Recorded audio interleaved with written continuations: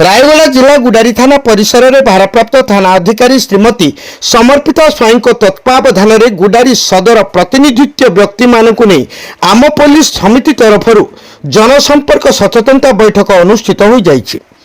गुडारी थाना पक्षर आयोजित उक्त बैठक में भारप्राप्त थाना अधिकारी श्रीमती स्वाई अध्यक्षतार एसआई संजय छत्र एएसआई पी श्यामसुंदर राव उपस्थित पुलिस और जनसाधारण मध्य सुसंपर्क स्थापन रखा सर्वसाधारण दूरता और भाया तथा मध्यस्थी विहीन सीधासलख जोगाजोग करने निमंते थाना पक्षर सदा सर्वदा उत्सर्गीकृत अंधविश्वास बशीभूत होई गुणी गारड़ी सन्देह अमानुषिक भाव हत्या करी आईन को हाथ को नेबा ठारू दूरे रखिबा मोटरसाइकेल चलाइबा बेले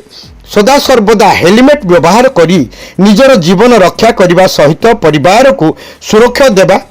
सर्वदा परिवेश सफासुतरा रखिबा शहर मध्य द्रुतगामी गाड़ी रोकिबा इत्यादि विषय आलोचना करथिले। एही परिप्रेक्षी में पौर उपाध्यक्ष बी योगेश्वर राव के रामकृष्णा संतोष महांती पेदिना रमेश गौरीशंकर मिश्र रंजन कुमार रथ समेत काउंसिलर बुद्धिजीवी और सांबादिक माने उपस्थित रही कार्यक्रम को आरक्षी और गृहरक्षी माने सहयोग करथिबा बेले उक्त कार्यक्रम गुडारी अंचल विभिन्न ग्राम में सचेतनता कराजिबो बोली सूचना मिली। Bureau report SM news.